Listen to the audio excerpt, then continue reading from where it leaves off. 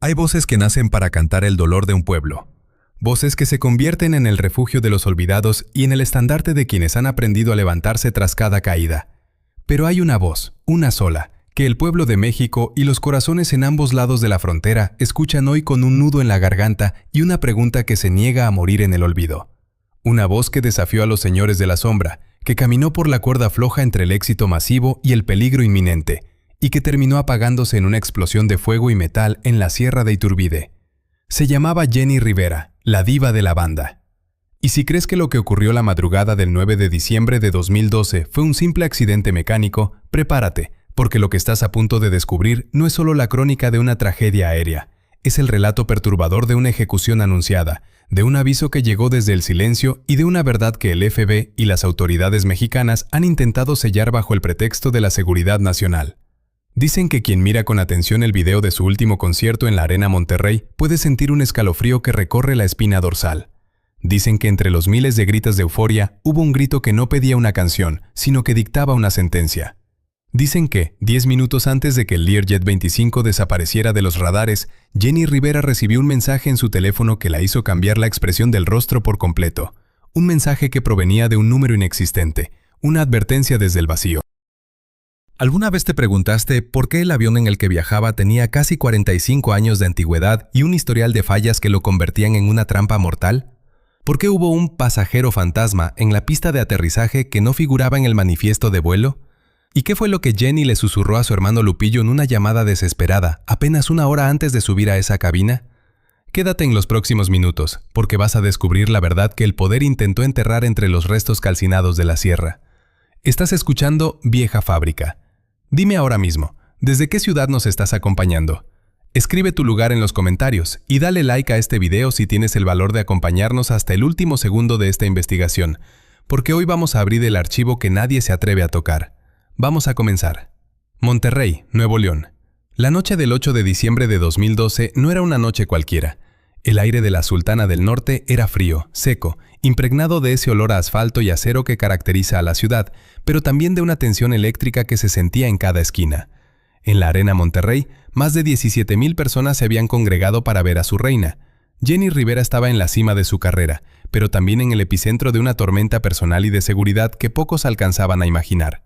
Esa noche, el escenario tenía forma de cruz, una ironía visual que muchos recordarían después como un presagio silencioso de lo que estaba por venir. Jenny salió al escenario con una energía que parecía devorar el recinto. Vestida de negro, con su característica sonrisa desafiante, cantó durante más de 4 horas.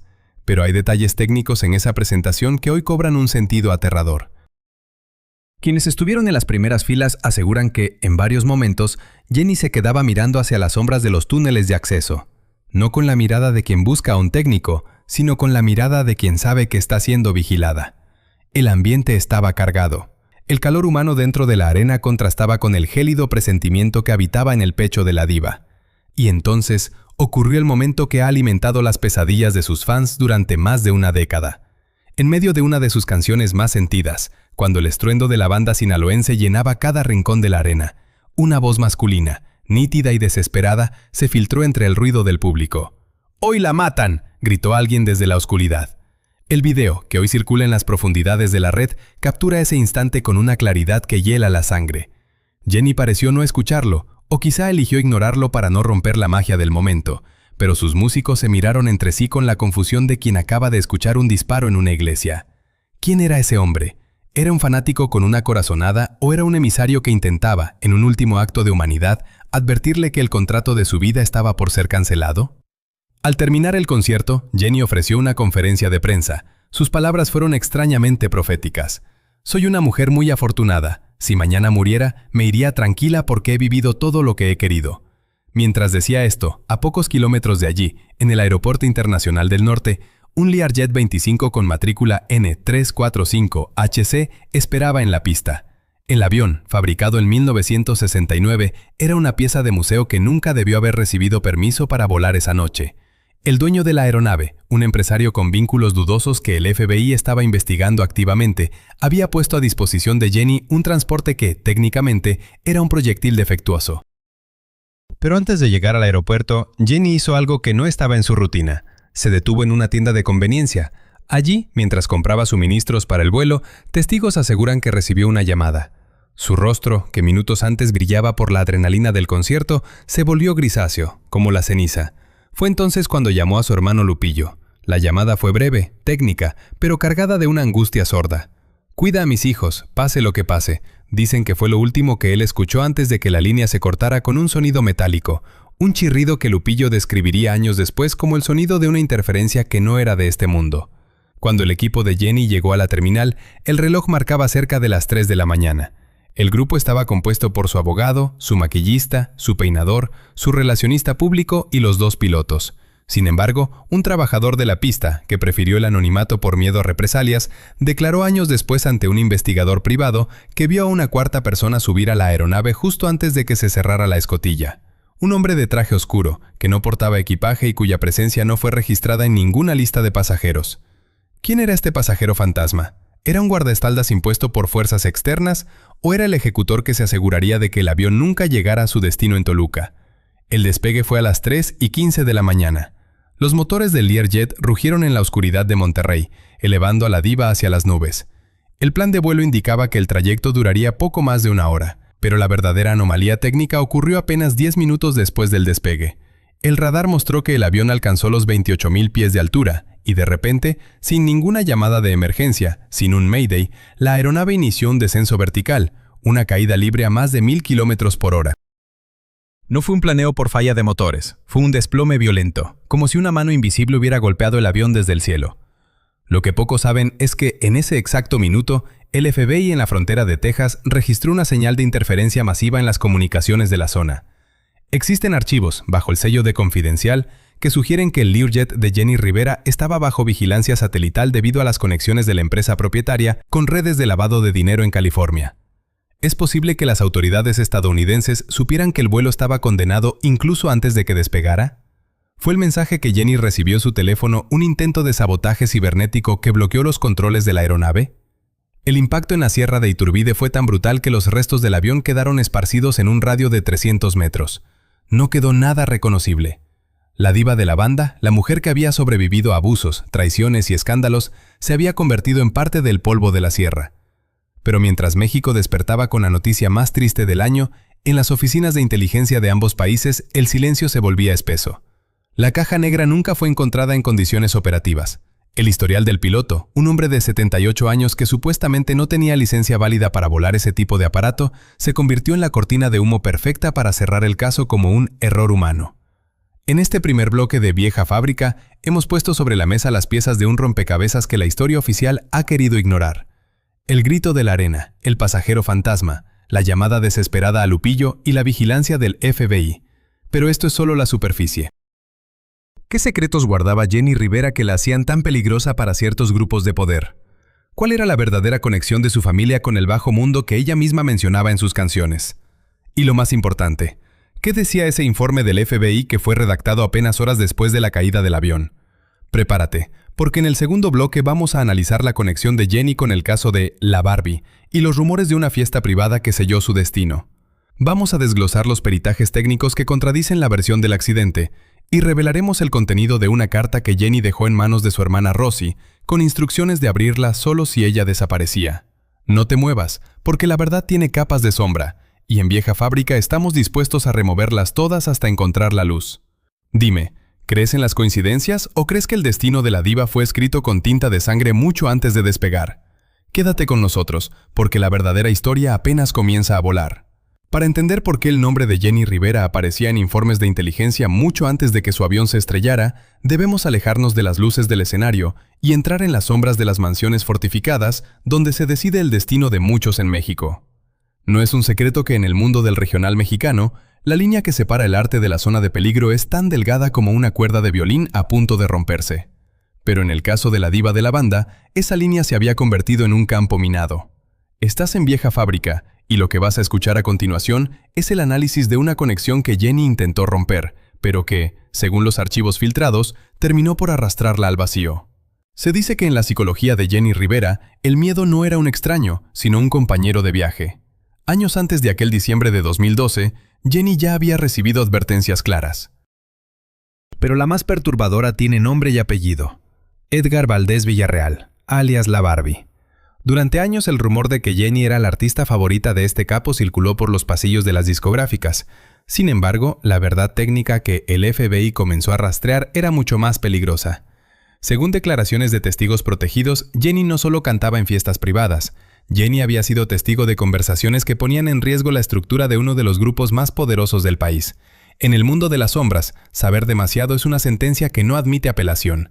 ¿Fue su muerte un acto de represalia por intentar alejarse de ese círculo de hierro? Hablemos de la carta a Rosy. Meses antes de su último aliento, Jenny Rivera hizo algo que demuestra que ella no esperaba llegar a la vejez. Le entregó a su hermana Rosy un sobre sellado con una instrucción escalofriante. Solo ábrelo si desaparezco o si algo terrible me sucede. ¿Qué tipo de mujer, en la plenitud de su belleza y éxito, prepara su testamento emocional de esa manera? La respuesta técnica es, una mujer que sabe que le han puesto precio a su cabeza. En esa carta, que Rosy custodió con un celo absoluto, Jenny mencionaba nombres de personas que la habían amenazado y detallaba el miedo que sentía hacia ciertos socios de negocios vinculados a la empresa Starwood Management, los dueños del Learjet 25. Jenny sabía que el avión era una trampa, pero el sistema de compromisos y amenazas la obligó a subir a esa cabina. Dime en los comentarios, ¿crees que Jenny fue obligada a subir a ese avión bajo amenaza de muerte hacia sus hijos? Escribe Diva si crees que ella sabía que no llegaría a Toluca. Y no olvides darle like al video, porque la investigación técnica de Vieja Fábrica está entrando en su fase más reveladora. Ahora, analicemos el lugar del impacto, la Sierra de Iturbide. Cuando los peritos llegaron a la zona, lo que encontraron desafiaba las leyes de la aeronáutica comercial. El avión no se desintegró en el aire por una explosión, como ocurriría con una bomba tradicional. El Learjet 25 impactó la Tierra de forma vertical, a una velocidad que superaba los 1000 km por hora. Técnicamente esto se conoce como un vuelo controlado hacia el impacto. Es decir, el avión funcionaba, pero alguien o algo lo obligó a picar hacia el suelo sin posibilidad de recuperación. ¿Cómo es posible que dos pilotos experimentados no enviaran una señal de socorro? La respuesta podría estar en la interferencia de radio registrada por satélites de vigilancia en Texas esa misma madrugada. Existen informes no oficiales de la SCT, Secretaría de Comunicaciones y Transportes, que mencionan un hallazgo perturbador entre los restos, un dispositivo electrónico que no pertenecía a la aviónica original del Learjet. Se sospecha que el avión pudo ser hackeado desde tierra o mediante un dispositivo de sabotaje remoto que bloqueó los estabilizadores horizontales, impidiendo que los pilotos levantaran la nariz de la aeronave. Si esto es cierto, Jenny Rivera y su equipo vivieron un descenso de 60 segundos hacia la muerte, conscientes de que los controles no respondían, mientras el suelo de la sierra se acercaba a la velocidad de una bala. Pero el misterio se vuelve aún más denso cuando miramos la historia del dueño del avión, Cristian Esquino Núñez. Este empresario había estado bajo la lupa del FBI por lavado de dinero y tenía un historial de proporcionar aeronaves a figuras clave del narcotráfico. ¿Por qué Jenny Rivera, con su inmensa fortuna, utilizaría los servicios de una empresa con semejante reputación? En Vieja Fábrica, hemos descubierto que la relación entre la diva y Esquino no era puramente comercial. Había deudas de favores, deudas que Jenny intentó saldar con ese último viaje. Se dice que el vuelo a Toluca era la condición para que le permitieran seguir su carrera en paz, lejos de las exigencias de las fiestas privadas en la sierra. Regresemos al mensaje del vacío 10 minutos antes del impacto. Un miembro de la seguridad de la Arena Monterrey, que revisó las cámaras de seguridad del túnel de salida, relató a un medio local que vio a Jenny mirando su teléfono, con una expresión de horror absoluto. Según esta fuente, el mensaje decía: el combustible de tu vida se acaba en Iturbide. Si este mensaje existió, significa que los verdugos estaban siguiendo el vuelo en tiempo real, disfrutando del terror de la víctima antes del golpe final. Es la firma del terrorismo psicológico que utilizan ciertos grupos para dejar un mensaje claro a toda la industria musical. Nadie es más grande que nosotros. La búsqueda de los restos de Jenny fue una escena sacada de una película de terror. La ropa, los accesorios, incluso los restos biológicos estaban esparcidos en un área tan vasta que los rescatistas tardaron días en recolectar lo mínimo para una identificación por ADN. Pero hay un detalle técnico que ha pasado desapercibido por años. El zapato de Jenny, hallado casi intacto en medio del desastre, se convirtió en una imagen icónica de la tragedia. Para los expertos en balística y explosivos, que el zapato sobreviviera a un impacto de 1000 km por hora sugiere que el avión se fracturó en puntos específicos antes de tocar tierra. Una técnica de demolición aérea que requiere un conocimiento profundo de la estructura del Learjet 25. ¿Alguna vez te has preguntado por qué el FBI confiscó las computadoras de la empresa Starwood Management apenas horas después de la noticia? ¿Por qué los registros de mantenimiento del N345HC fueron declarados secreto de Estado durante 10 años? La respuesta es que el avión de Jenny Rivera era en realidad una pieza en un tablero de ajedrez mucho más grande. Jenny no murió por un tornillo flojo.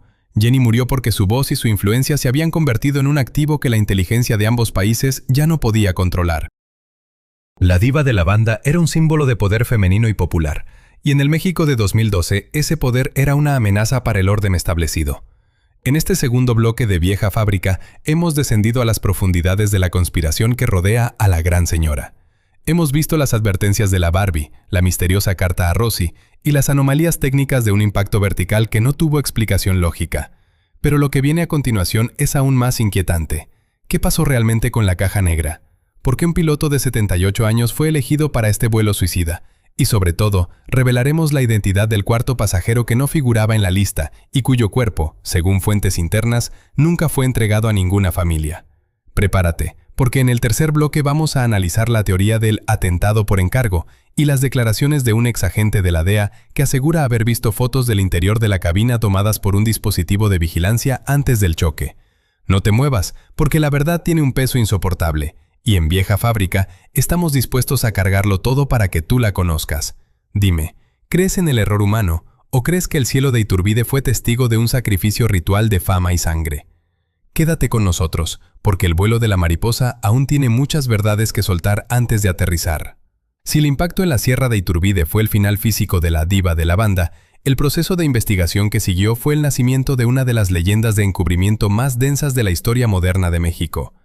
Cuando las autoridades de Aeronáutica Civil y los agentes de la Fiscalía llegaron al lugar del desastre, no se encontraron con un accidente común, se encontraron con una zona de guerra quirúrgicamente silenciada.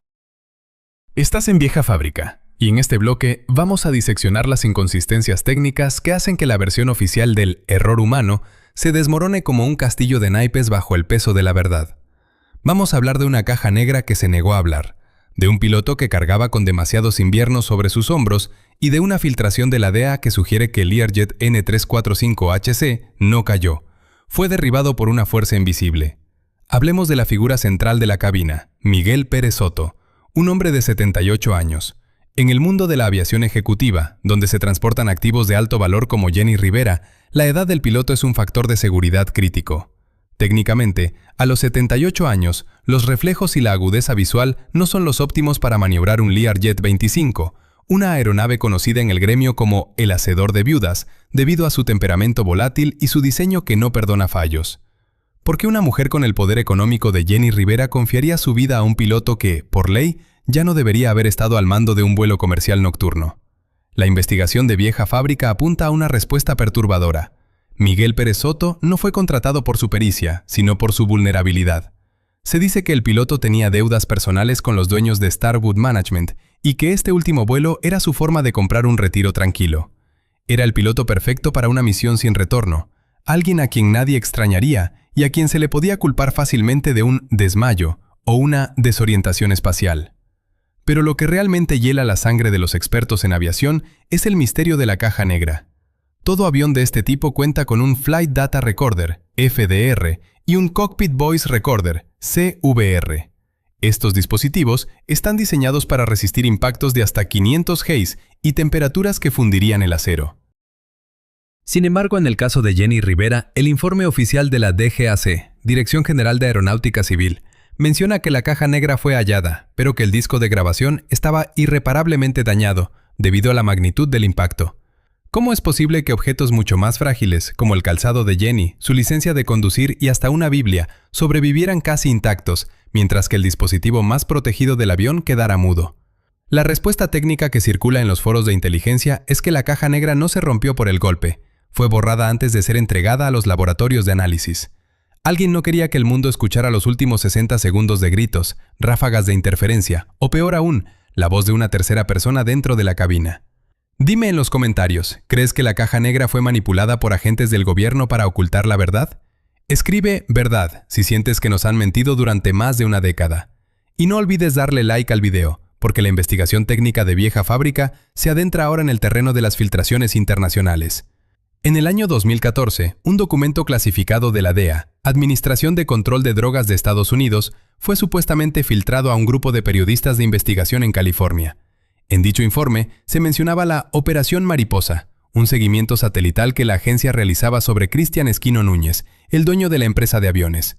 Según esta filtración, el Learjet de Jenny Rivera fue detectado por radares tácticos en la frontera segundos antes de iniciar su descenso mortal.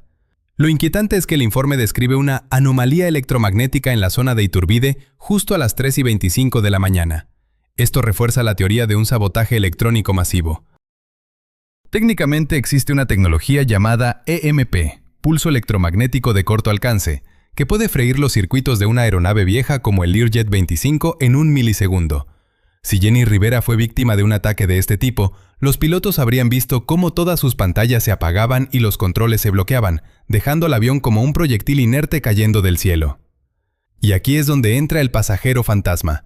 Recuerda el testimonio del trabajador de pista en Monterrey. Vio a un hombre de traje oscuro subir al avión al último minuto. Si ese hombre era un agente infiltrado o un sicario de alto nivel, su misión era asegurar que ningún piloto intentara un aterrizaje de emergencia en un terreno despejado. En la sierra de Iturbide, los rescatistas encontraron restos biológicos que nunca fueron plenamente identificados.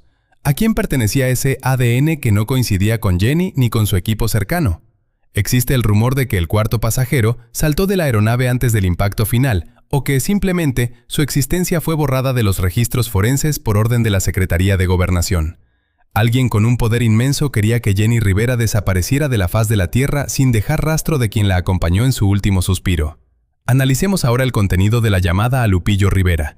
En el bloque anterior mencionamos que fue una llamada técnica, cargada de angustia. Pero fuentes cercanas a la familia Rivera aseguran que Jenny le dio una instrucción específica a su hermano.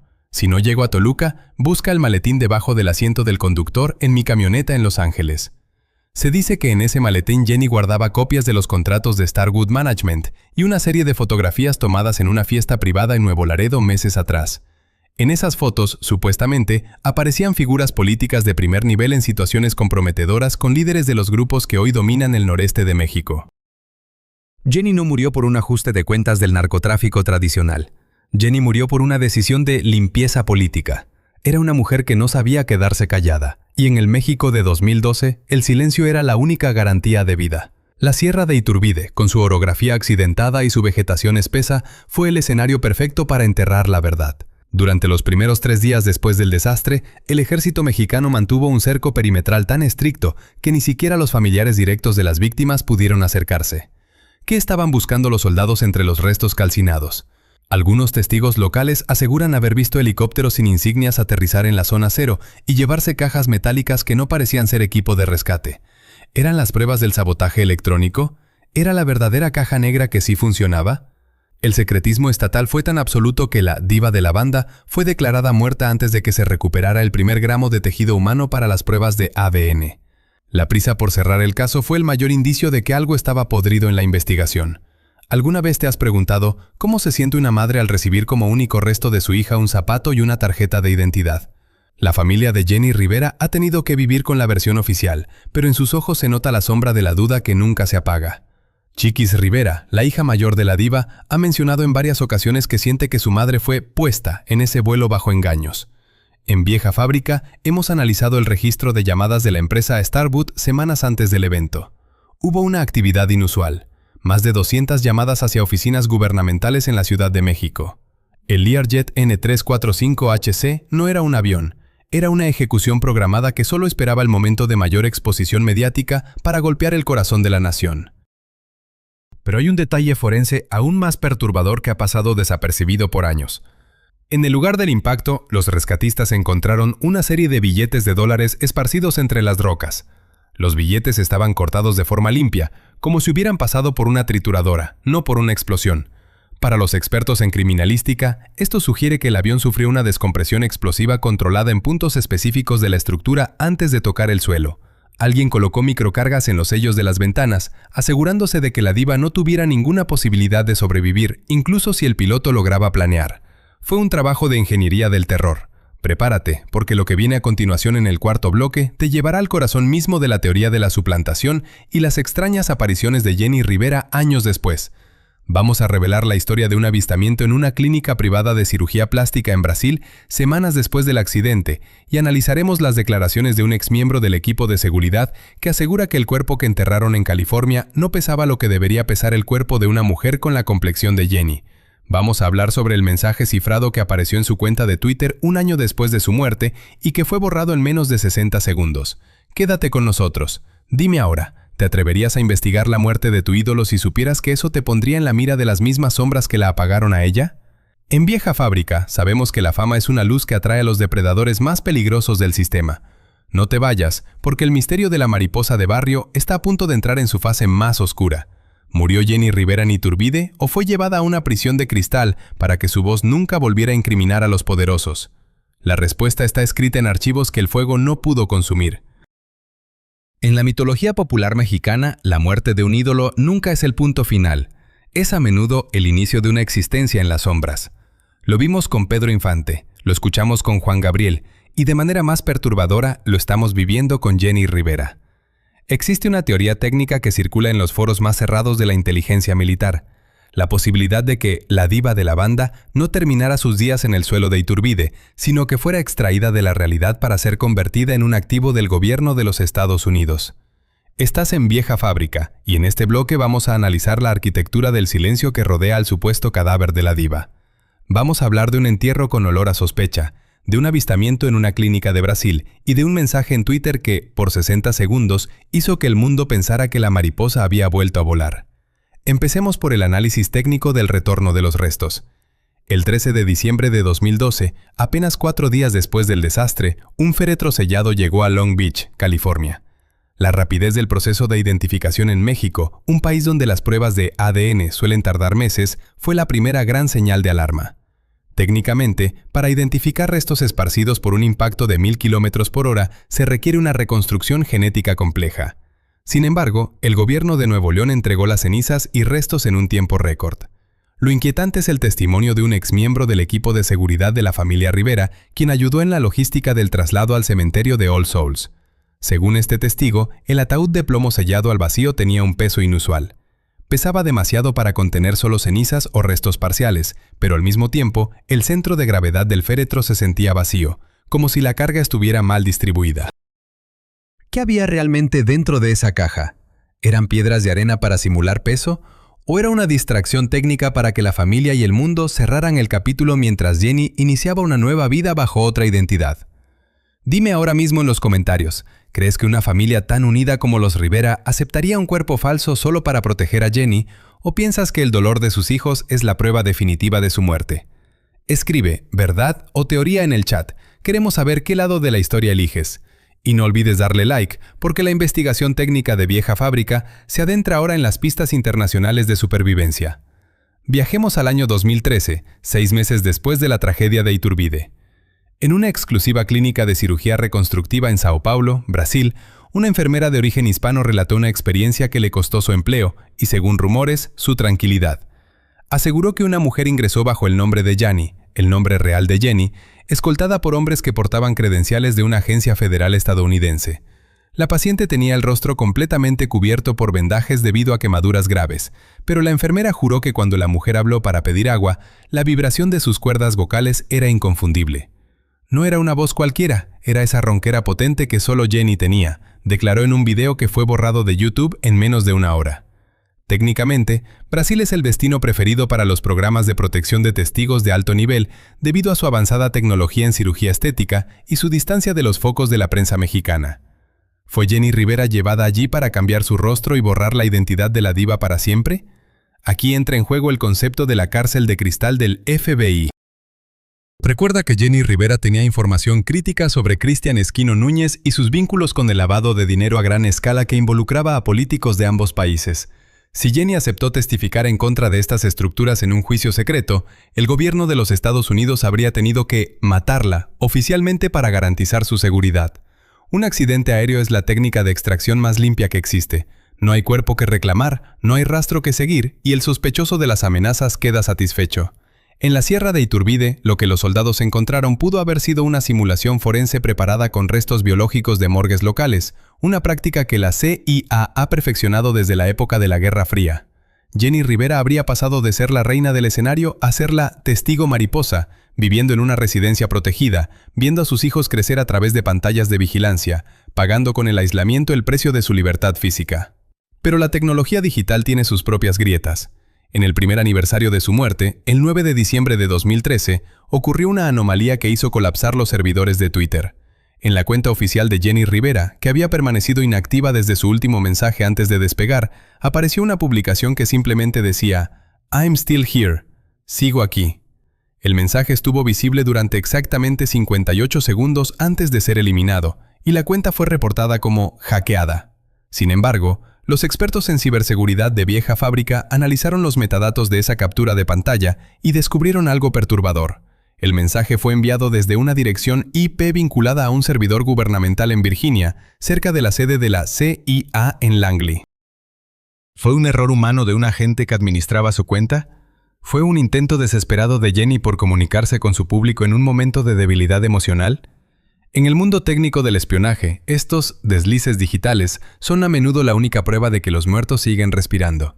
Analicemos también el fenómeno de los mensajes póstumos en su música. Desde 2012 se han lanzado álbumes con canciones inéditas de Jenny Rivera. La versión oficial dice que son maquetas grabadas antes de su muerte, pero los ingenieros de sonido que han trabajado con estas pistas notan una inconsistencia técnica en la frecuencia de la voz. En temas como Aparentemente Bien, lanzado años después, la calidad del audio es superior a cualquier maqueta de 2012, y la madurez tonal de la voz sugiere que fueron grabadas por una persona con cuerdas vocales que han seguido envejeciendo.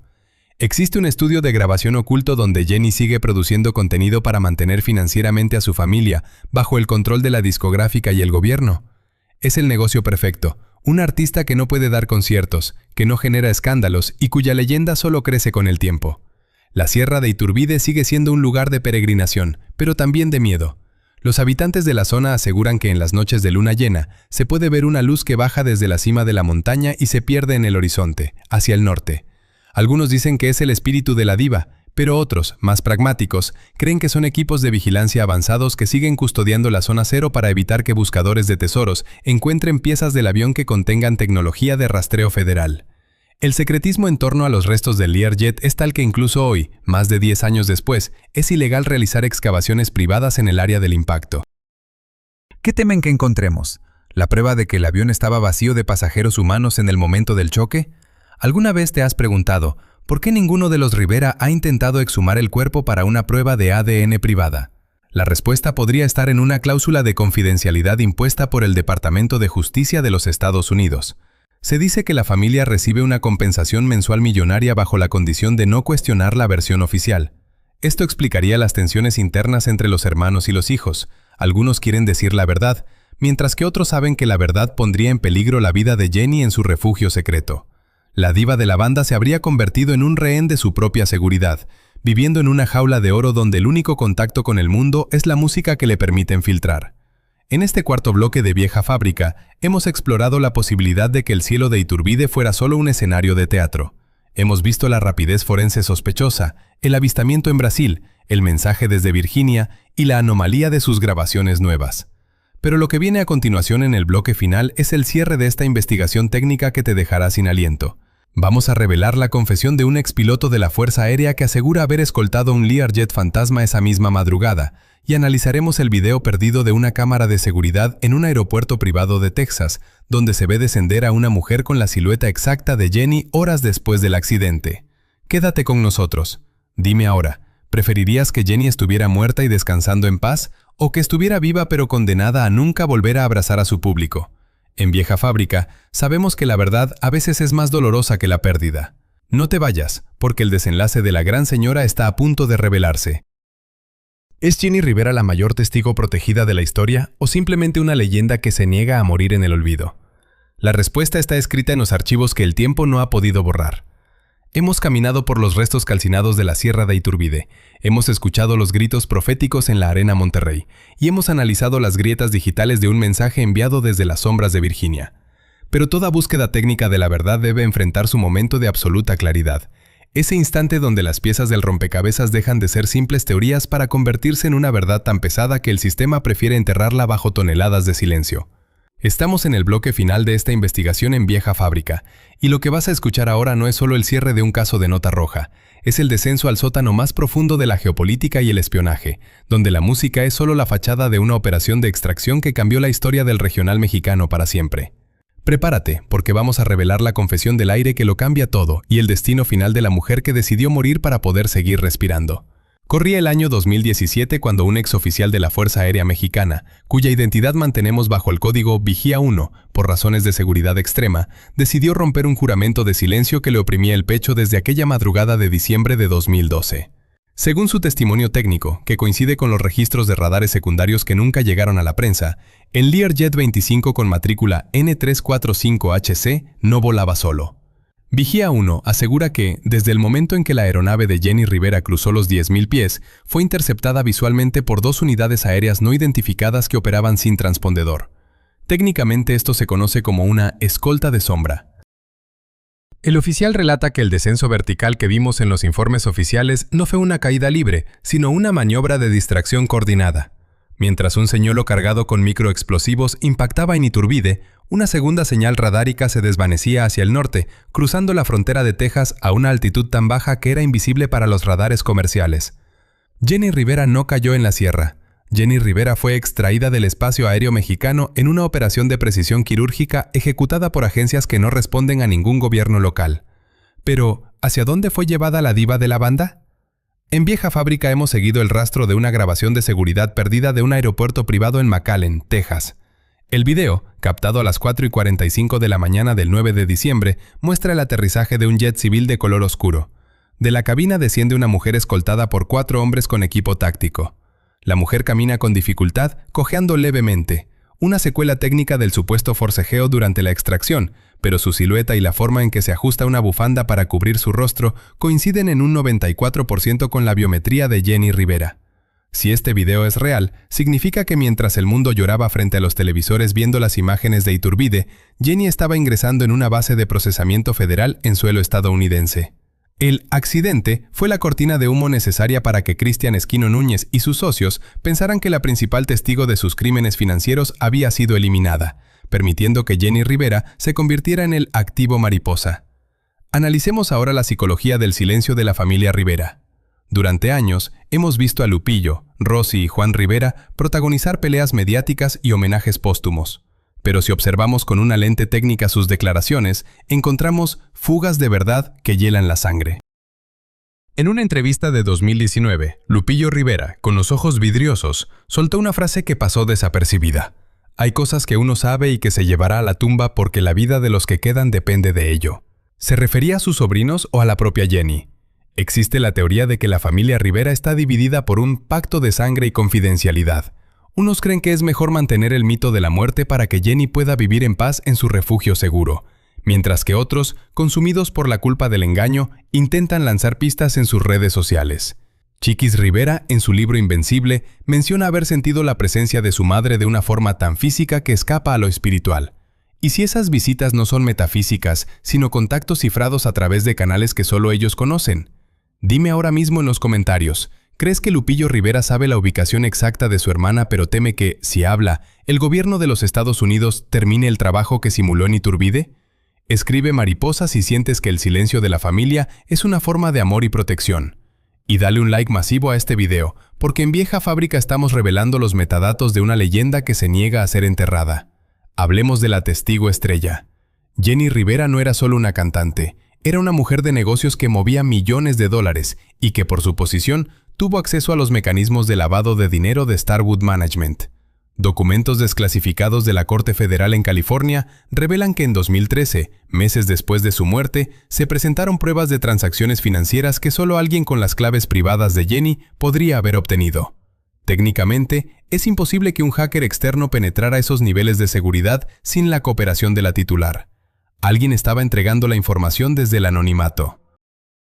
Nadea utilizó estos datos para desmantelar una red de transporte aéreo que servía a los cárteles más sanguinarios del noreste. El precio de esa información fue la muerte civil de Jenny. Ella aceptó ser borrada de la faz de la tierra, aceptó que sus hijos la lloraran y que su nombre se convirtiera en un epitafio, a cambio de que su linaje no fuera exterminado por los sicarios de La Barbie o los dueños de los cielos clandestinos. La Sierra de Iturbide guarda un secreto técnico que los buscadores de tesoros han intentado descifrar por una década. Los fragmentos del Learjet recuperados muestran marcas de fatiga de metal que no corresponden a un impacto. Algunos ingenieros aeronáuticos independientes sugieren que el avión fue sometido a una carga de presión interna controlada para que se desintegrara en secciones específicas antes de tocar el suelo, asegurando que no hubiera restos grandes que pudieran ser analizados con detenimiento. Fue una demolición aérea. La rapidez con la que se cerró el cerco militar y se limpió la zona cero fue para evitar que alguien notara la ausencia de piezas críticas de la cabina de mando. Si no había cuerpos enteros, no había necesidad de explicar por qué el ADN recuperado en las primeras horas se sentía preparado. México fue el escenario de un teatro de sombras, y Jenny Rivera fue la actriz principal que salió de escena por la puerta de atrás. Pero el misterio se vuelve místico en los pueblos cercanos a Iturbide. Los habitantes de la sierra cuentan que, en el aniversario de la caída, el aire de la montaña no huele a pino ni a tierra, sino a un perfume de mujer muy costoso, el mismo que Jenny promocionaba antes de morir.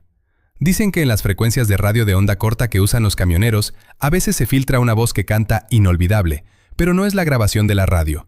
Es una voz que suena cansada, que suena desde una habitación cerrada, con una acústica que no corresponde a un estudio de grabación profesional. En Vieja Fábrica nos preguntamos, ¿es el eco del alma de Jenny o es la propia diva que, en sus momentos de soledad en su residencia de protección de testigos, no puede evitar cantar para el viento, esperando que alguien, en algún lugar de su amado México, reconozca que su voz sigue vibrando? ¿Alguna vez te has detenido a pensar por qué Jenny Rivera siempre usaba mariposas como símbolo? Ella decía que era por su capacidad de transformarse, de arrastrarse como oruga y luego volar. Pero en el lenguaje técnico del espionaje, la operación mariposa es un término usado para la inserción de una identidad nueva sobre una vieja. Jenny Rivera completó su transformación el 9 de diciembre de 2012. Ella dejó de ser la mujer de carne y hueso, expuesta a las balas y a las traiciones, para convertirse en una idea, en un espíritu que vive en la música y en la sospecha. Mientras nosotros analizamos los restos del Learjet, ella quizá nos esté mirando desde una casa con vista al mar en algún lugar de Florida o la costa brasileña, pagando con el anonimato el precio de haber sido demasiado valiente en un mundo de cobardes. En Vieja Fábrica, no buscamos solo entretenerte. Buscamos recordarte que la realidad es un velo muy fino que los poderosos mueven a su conveniencia.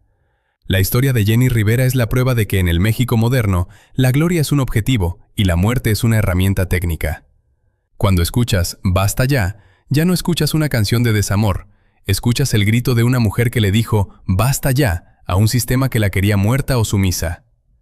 Jenny Rivera le ganó la partida al destino, aunque para ello tuviera que dejar que el mundo la llorara como a una muerta. Su legado no son solo sus discos, su legado es la duda que hoy sembramos en tu mente.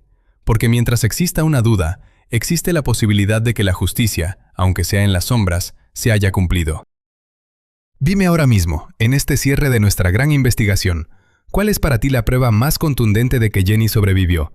¿Es el grito en la arena, el mensaje desde Virginia o el silencio cómplice de su familia? Escribe tu teoría final en los comentarios, porque en Vieja Fábrica tu análisis es el que completa esta búsqueda de la verdad. Queremos leerte, queremos saber si después de estos 5 bloques, tu forma de ver a la diva de la banda ha cambiado para siempre. Dale un like masivo a este video si crees que Jenny Rivera, esté donde esté, sigue siendo la gran señora de nuestros corazones, y comparte este video para que el grito de Iturbide no se apague nunca. Estamos llegando al final de este expediente perturbador. Jenny Rivera nos enseñó que una mujer puede ser más fuerte que cualquier tormenta. Nos recordó que las cicatrices son las medallas de los que luchan, y que a veces, para salvar a los que amas, tienes que estar dispuesta a desaparecer en la niebla de una montaña. La caja negra de su vuelo quizá nunca se abra para el público, pero en la Vieja Fábrica hemos abierto la caja negra de la memoria colectiva.